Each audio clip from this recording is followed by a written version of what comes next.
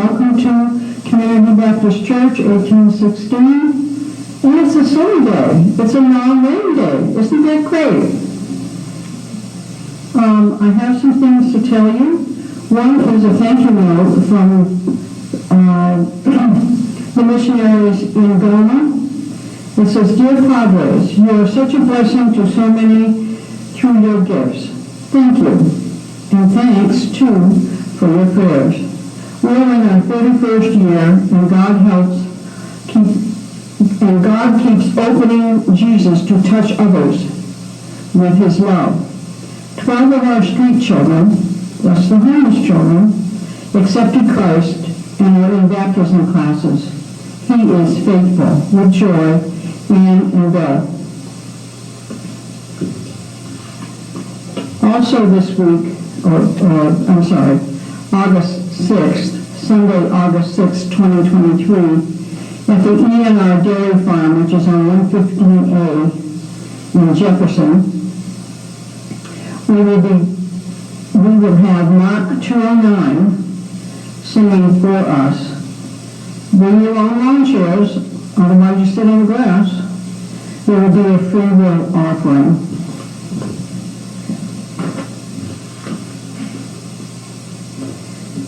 And I think it's a hoop, but some of us got a bulletin with snow on it, which is a nice cool thought, and some got no cover at all.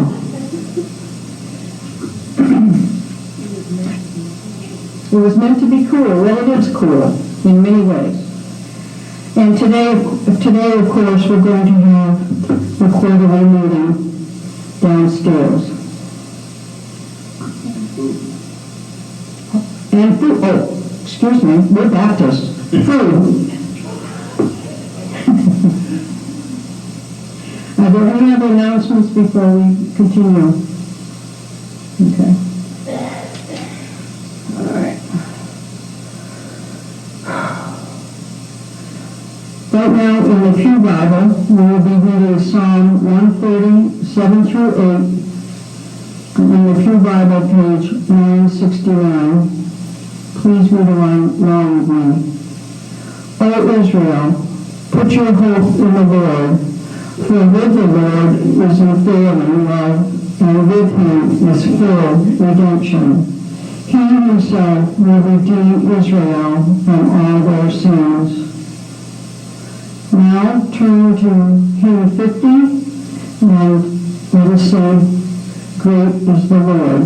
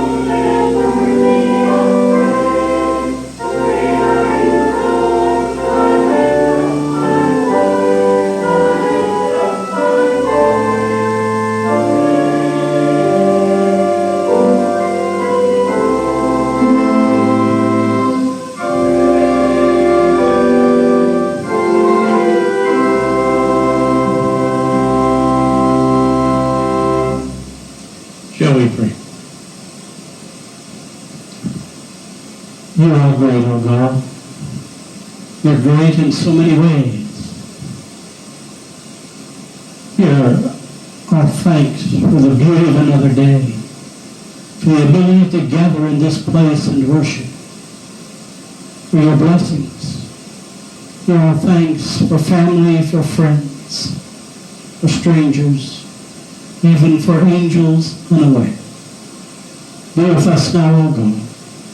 Hear us as we pray the prayer that Jesus taught, saying, Our Father, who art in heaven, hallowed be your name. Come, thy will be done, on earth as it is in heaven.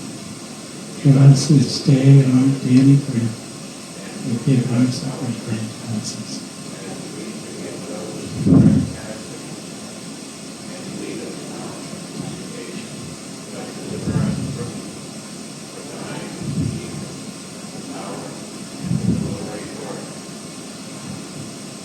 Please be seated.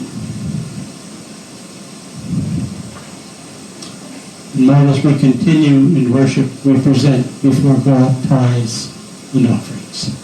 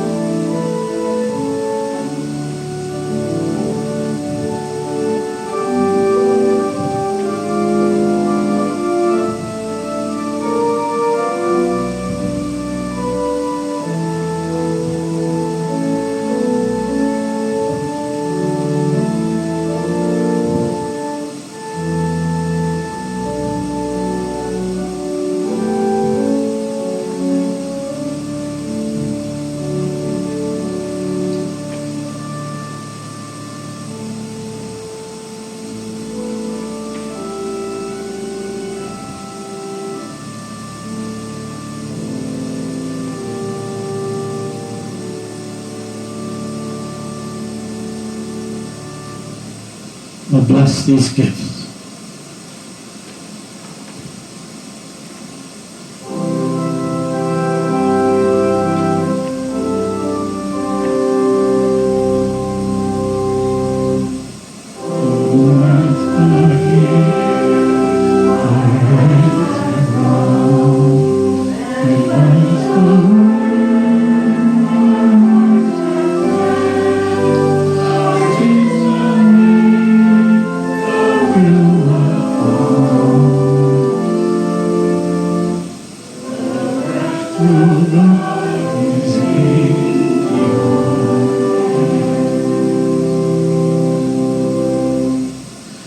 Bless now both gift and giver, through Christ our Lord.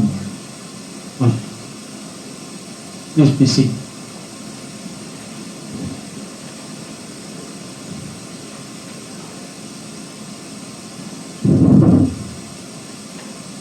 Are there prayer requests or other sharings this morning?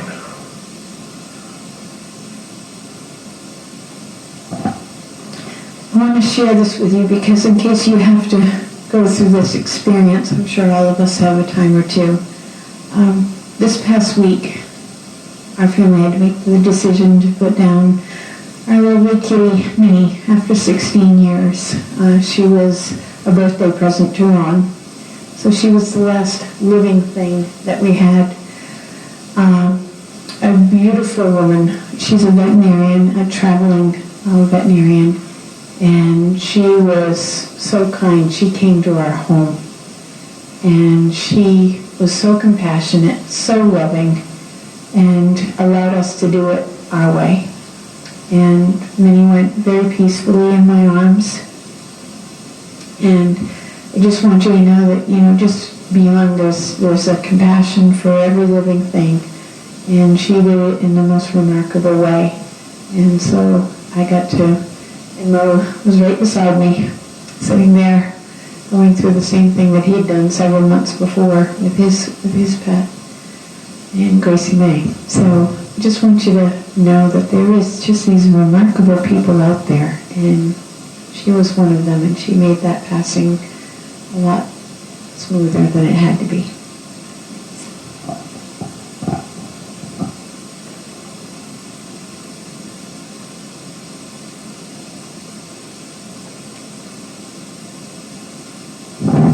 I just want to lift up Ada. Ada is still in a lot of pain.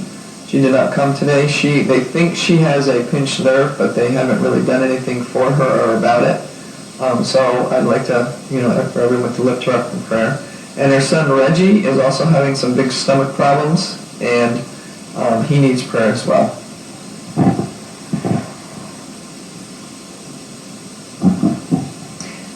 I don't know, I have so many things I'm thankful for.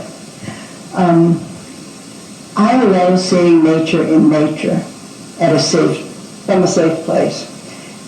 This week a big black bear came through from Jefferson Street.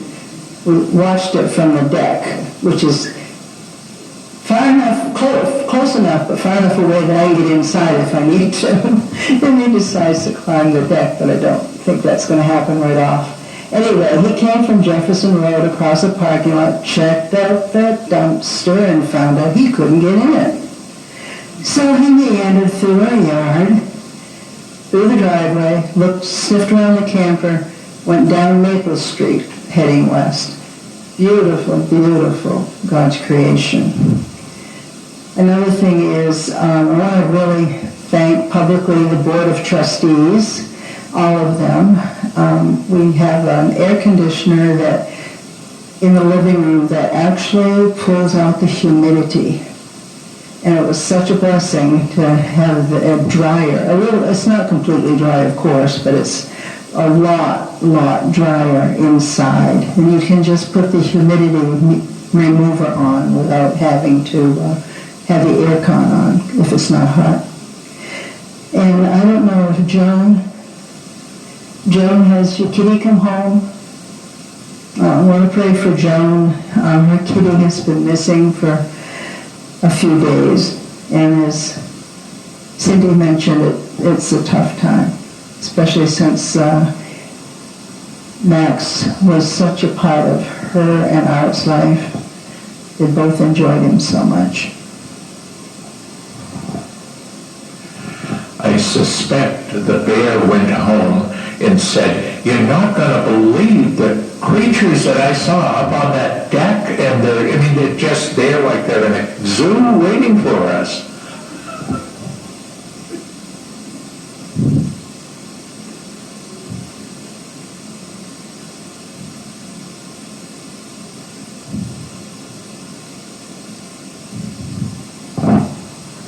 I got a call yesterday from Shane Sylvester.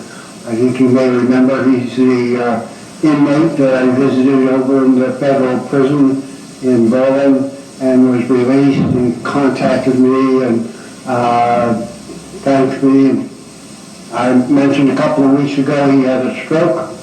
I went down and visited him when he was in a rehab hospital.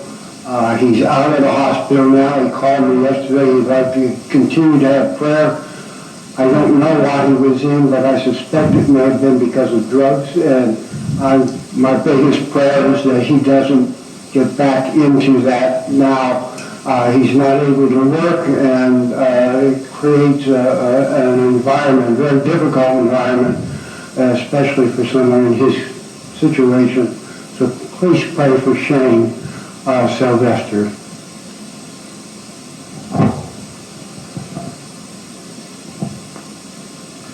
We can also give a little thanks to the pastor for while we were working on the sound system, which is a whole lot better than last week, as you'll remember. There's still a little hiss, there's a few other things, but while we were trying out all the components, his sharp eyes said, "Should this light be on?"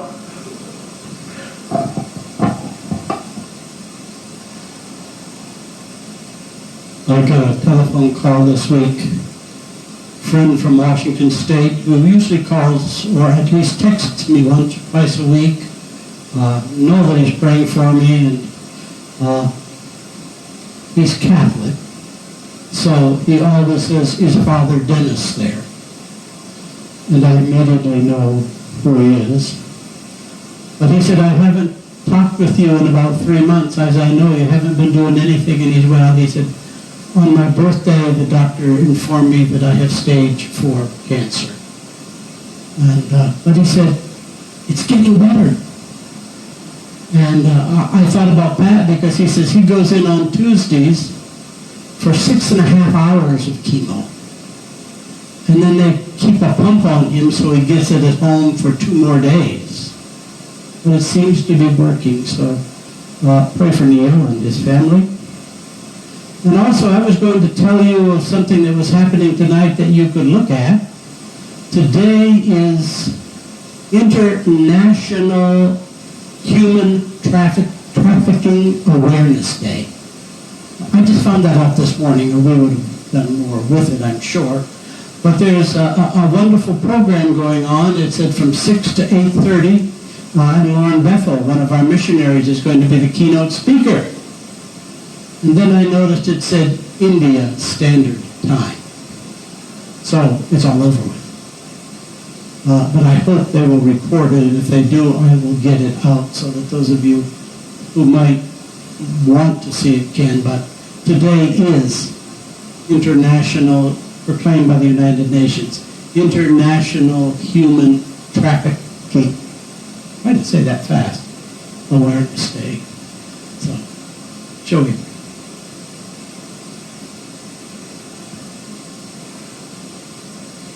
We come, O God, and you listen. You're not too busy. You don't have other things to do. Right now, you are the most important part of your life. We thank you for that.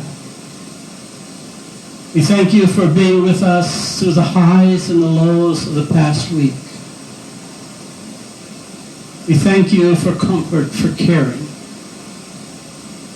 We thank you for walking with people that we pray for comforting. We thank you, oh God, for being with strangers. We pray for many in our congregation, for those with pain, for those away on vacation, for those, oh God, who simply need your presence. And you know the depths of our heart. You know those prayers not lifted up. You know, oh God, our aches, our sorrows. And we thank you for that. We pray, our Father, for all of those making human trafficking aware. It's still happening. It's happening in New Hampshire. It's not something that happens over there. It is happening here. So, oh God, we just ask that you would help us to be aware, that you would help us and guide us. Is there any way that we can be a part of the solution? We pray that you would open our eyes and our hearts. We pray for us as a congregation. It truly is us standing, O God, in the need of prayer and in celebration. We ask your healing spirit to flow through us, your loving spirit to flow through us, your forgiving spirit to flow through us. Might, O God, we change the world a little bit at a time, here in this place or wherever we are, through Christ our Lord. Amen. And our hymn chorus, sing it through twice. His name is wonderful. 102.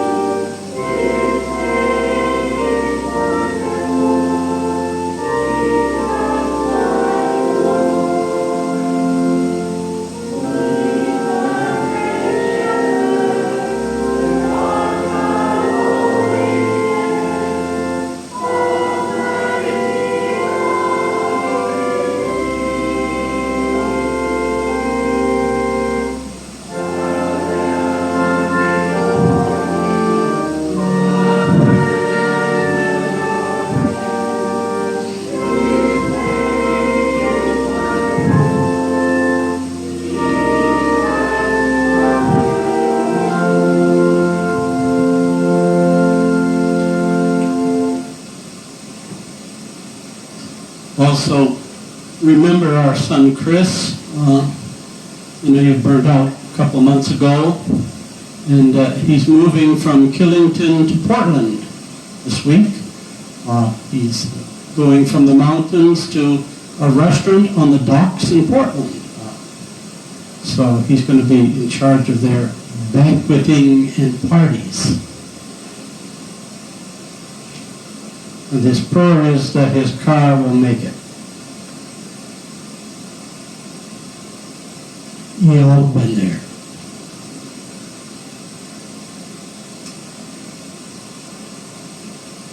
These parables of Jesus in Matthew, these strange ones about the kingdom of heaven. Chapter 13. Verses 31 to 33. He told them another parable. The kingdom of heaven is like a mustard seed, which a man took and planted in his field.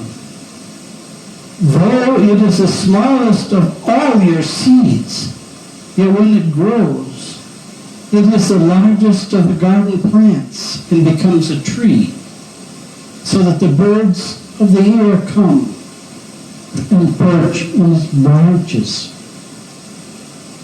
He told them still another parable. The kingdom of heaven is like yeast that a woman took and mixed into a large amount of flour until it worked. through all the dough.